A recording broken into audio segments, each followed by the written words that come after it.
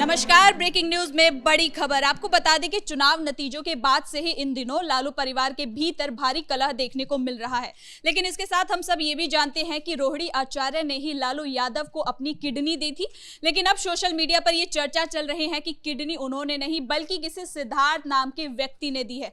तो क्या है ये पूरी खबर? इसी खबर पर ज्यादा अपडेट के साथ मेरे साथ मौजूद है कैपिटल टीवी के एग्जीक्यूटिव एडिटर राजीव सिंह जी। तो सर, अब तो ये चर्चा चल रही है कि किडनी रोहिणी आचार्य नहीं बल्कि किसी और ने दी है। इसका बेहतर जवाब तो खैर रोहिणी आचार्य ही देंगे या फिर लालू खानदान ही देगा।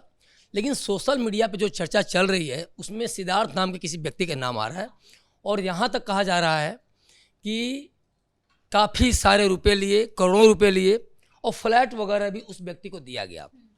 अब यहाँ से एक सवाल कहा जाए तो लालू परिवार से हट के और कहीं और शिफ्ट हो रहा है। लेकिन एक बड़ा सवाल है कि क्या सच में सिद्धार्थ ने किडनी दी थी? क्योंकि इसके पहले भी जब भी मुद्दा उठा रोहिणी आचार्य काफ़ी सफाई देती नजर आई थी और उन्होंने यहाँ तक कहा था कि कोई साबित कर दे तो राजनीति से संन्यास ले लूँगी। सारण चुनाव जब हुआ था, राजीव प्रताप रूढ़ी से जब हारी थी, तो उसके बाद देखिए तो इनके परिवार में इनकी वैल्यू थोड़ी कम हो गई, इनका ओहदा कहा जाए थोड़ा सा कमतर किया गया और ये कहीं ना कहीं इनके दिल में एक दिमाग में मलाल चल रहा था कि आखिर मेरे साथ ऐसा क्यों ट्रीटमेंट किया जा रहा है। और ये इस फिराक में थी कि जिस तेजस्वी यादव ने इस तरह से भाई सबसे प्रमुख सीट राजद की देखा जाए तो तुम हार गई, तो जब इनके ऊपर कुछ ऐसा आएगा तो मैं सवाल खड़े करूंगी। तो एक इसके रिगार्डिंग भी हमारे पास कुछ सोशल मीडिया के मार्फत ही है, लेकिन कुछ जानकारी है वो भी हम दर्शकों के साथ शेयर करना चाहेंगे। जब लालू यादव और राबड़ी देवी सब लोग बैठे हुए थे, उस समय तेजस्वी यादव थे और संजय यादव के खास जो कि जब डिप्टी सीएम थे तेजस्वी यादव, तो उनके ऑफिस में ये काम करते, सोशल मीडिया वगैरह सब कुछ देखते थे, रमीज़ नेवत खान, तो ये भी थे और इसके अलावा कुछ और लोग भी थे, अदनान वगैरह। तो वहाँ ये था कि ये हार किसकी वजह से हुआ, ये चर्चा चल रही थी, सब लोग मौन थे। बट तेजस्वी यादव थे तो किसी की हिम्मत नहीं हो पा रही थी कि संजय यादव पर सीधे सीधे दोषारोपण किया जाए या फिर रमीज को दोषारोपण साबित किया जाए उस पर। एक चीज़ और भी है, बाहरी बनाम जो घर का की जो लड़ाई है ना, ये तो संजय यादव चूँकि हरियाणा के हैं, उनके साले भी सुमित भी इसमें कहीं ना कहीं इनके टीम में थे, तो रोहिणी इसको लेके भी बिफरी। लेकिन चूँकि जब घर में चर्चा चल रही थी तो ये मामला सीधे सीधे उन्होंने सोचा कि कम से कम जो टीम में था तेजस्वी के उनको अपनी हार का ठिकरा अपने ऊपर फोड़ना चाहिए, उनको कहीं आगे बढ़ के बोलना चाहिए। लेकिन कोई जवाब नहीं दे रहा था, तो रोहिणी चिल्लाकर बोली कि हार की वजह साफ है, गलत फैसले हुए हैं और इसके पीछे जिम्मेदार कौन है सब जानते हैं। अब रोहिणी का ये कहना था कि सबके मतलब भाव तंग है कि भाई हिम्मत जुटाई लड़की ने और सीधे सीधे बोल दिया इसने। तो तेजस्वी भी आग बबूला हो गए। आपने मीडिया में भी लगातार अब सुर्खियों में है कि चप्पल उठाए वगैरह जो बहुत सारी चीज़ें आ रही हैं। अब चप्पल उठाए या फिर मारे वो बात की बात है, क्या हुआ वो अंदर की बात है, वो वही लोग समझें कि कितनी मारपीट हुई, कितना झगड़ा हुआ, वो इस पर मैं नहीं जाना चाह रहा हूँ, मेरे पास सबूत भी उस तरह से नहीं है, लेकिन मामला तो गड़बड़ हुआ, इसमें कोई दो राय नहीं है। इसके बाद रोहिणी झलाते हुए बोल रही हैं कि यह सब संजय की वजह से हुआ। सीधे सीधे अब संजय का नाम उन्होंने ले लिया। इस समय देखिए लालू यादव भी थे, राबड़ी देवी भी थी, लेकिन सब के सब चुपचाप सुन रहे थे। मिसा भारती भी थी और रमीज भी था, तेजस्वी, संजय भी थे, लेकिन सब मौन थे। अब यहाँ से मामला गड़बड़ होने लगा। अचानक दूसरी तरफ से झुंझलाहट में चिल्लाते हुए आवाज आई, गंदी औरत, तुम अपना मुंह बंद रखो, तुमने अपनी गंदी किडनी बेची है, हमसे करोड़ों लिए और अपने मनपसंद लोगों को टिकट दिलवाया, अच्छा होगा कि तुम यहाँ से चली जाओ। इतना सुनते ही रोहिणी आचार्य घबरा गई। जिस बच्चे को हमने अपनी गोद में उठाया, खिलाया, वो एक टक से एकदम देखने लगी तेजस्वी को, वो इस तरह की भाषा बोल रहा है। और इसके बाद तेजस्वी की तरफ से आवाज आई कि मुंह क्या देख रही हो, तुम्हारी वजह से हम हारे हैं, यहाँ से अभी के अभी निकलो, तुम्हारा इस घर और परिवार से कोई रिश्ता नहीं है। इसके बाद रोहिणी बिफर उठती हैं, सूटकेस उठाती हैं, पटना एयरपोर्ट पे जाती हैं और वहाँ से दिल्ली पहुँच जाती हैं। बयान रोहिणी की तरफ से भी तभी दिया जाता है जब वो कहती है कि मुझे चप्पल उठा के मारने की कोशिश भी की गई। हाँ, वो तो पब्लिक डोमेन में है ही। सीधे तो मीडिया से उन्होंने बात करने के दौरान पपक के उन्होंने बोला, ये सारी चीज़ें बताई कि कैसे मुझे घर से निकाला गया, कैसे चप्पल उठा के मारने की कोशिश की गई, तमाम तरह के साथ सारी बातें की। लेकिन इसमें एक बड़ा सवाल है कि क्या सच में रोहिणी ने किडनी लालू प्रसाद यादव को नहीं दिया था?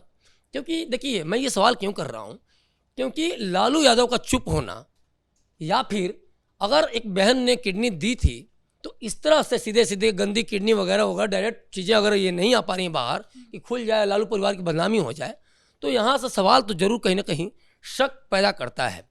सच्चाई लालू परिवार ज़्यादा बताएगा, तेजस्वी ज़्यादा अच्छी तरह से बताएंगे, रोहिणी आचार्य ज़्यादा अच्छी तरह से बताएंगी, लेकिन साफ सफाई की उसमें ये शक और सुबह कहीं ना कहीं उठता है। और ये इसीलिए मामला और भी ज़्यादा पेचीदा हो गया है कि क्या चुनावी हार की लड़ाई किडनी देने और नहीं देने तक पहुंच गई है।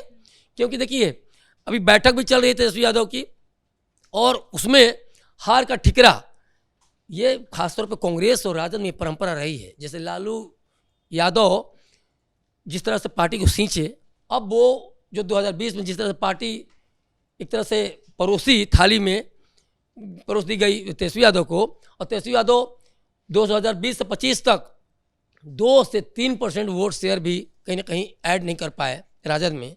तो सवाल कई सारे हैं कि भाई आपकी नीतियां क्या रहीं।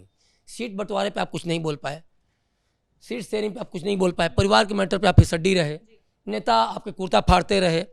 लालू तजुर्बेकार, उनको कहीं ना कहीं ज़मीनी सच्चाई पता है बिहार की राजनीति की, उनकी समझ है दशकों की। उन्होंने सिंबल बांटे तो तेजस्वी यादव ने छीन लिए। जो राजद में जो वृद्ध नेता हैं, बुजुर्ग नेता हैं, जो अनुभवी नेता हैं, उनको भी कहीं ना कहीं तेजस्वी ने साइडलाइन कर दिया। अब्दुल बारी सिद्दीकी को आपने देखा ही, जननायक जब इन्होंने कहा था तेजस्वी यादव ने खुद को, और उनके नेताओं ने, कार्यकर्ताओं ने, तो इन्होंने सीधे सीधे खारिज कर दिया कि जननायक बनने लायक अभी आप नहीं है, बहुत कुछ करना बाकी है। और अब्दुल बारी सिद्दीकी का ये बयान, और वो भी उस समय जबकि यादवों को के सीएम के तौर पर अपने आप को प्रोजेक्ट कर दी है, मुकेश सहनी को डिप्टी सीएम के तौर पर प्रोजेक्ट कर दी है, लेकिन जब मुद्दा ये उठने लगा कि मुस्लिम कहाँ हैं, 18% मुस्लिम कहाँ हैं, दरी बिछाएंगे, तो वैसे समय में अब्दुल बारी सिद्दीकी का ये बयान बहुत मैटर करता है, पहली बात। दूसरी बात, आपने राहुल को भी देखा कि राहुल जा रहे हैं खड़गे के यहाँ, क्यों? ठिकरा फोड़वाने के लिए, कहीं ना कहीं दबाव बनाने, भाई ठिकरा फोड़ दो, समय रहते बोल दो, बूढ़े हो चुके हो वैसे भी, अब कितने दिन राजनीति करोगे, मेरी राजनीति क्यों चौपट कर रहे हो, 2029 से तो मैं तैयारी कर रहा था। तो ये सारी चीज़ें देखिए, एक जो राजपुत्र जो लोग हैं ना, चाहे वो लालू पुत्र हों चाहे सोनिया पुत्र हों, तो ये लोग राजा लोग हैं।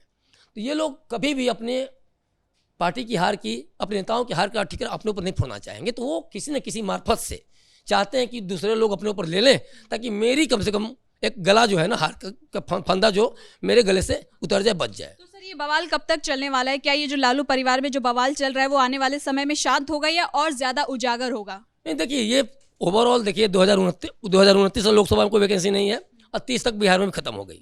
तो अब राष्ट्रीय अध्यक्ष की कुर्सी को लेकर पूरा का पूरा बवाल हो रहा है। तेज प्रताप ने बयान देना भी शुरू कर दिया है, और तेजस्वी यादव को भी पता है कि चीज़ें बहुत ख़राब हो चुकी हैं और हार का ठिकरा कहीं ना कहीं फोड़ा जा चुका है। तो आज जो राजद की कार्य समिति की जो बैठक हो रही है, सामान्य तौर पर देखिए होता क्या है कि या तो राष्ट्रीय अध्यक्ष बैठक लेते हैं या फिर कोई वरिष्ठ सदस्य पार्टी का लेता है, लेकिन दोनों लोग यहाँ से गायब हैं। तो देखा जाए तो एक तरह से हाईजैक किया जा चुका है, इसमें कोई दो राय नहीं है राष्ट्रीय अध्यक्ष की कुर्सी को।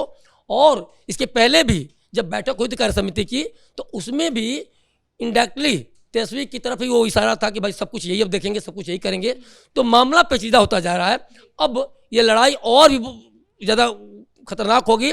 5 लोगों का तो निकाला जा चुका है घर से, तेज प्रताप को लेकर देखा जाए, 4 बहनों को लेकर, तो अब बाकी बचे हैं 4। अब यहाँ से विवाद होगा, और कुल मिला जुला के एक तरह से पार्टी की नहीं, पारिवारिक बंटवारा भी अब होगा, ये तय मानिए। तो लालू परिवार में अब बहुत ही बुरा दौर देखने को मिल सकता है। बहुत बहुत धन्यवाद सर आपका इन तमाम जानकारी के लिए।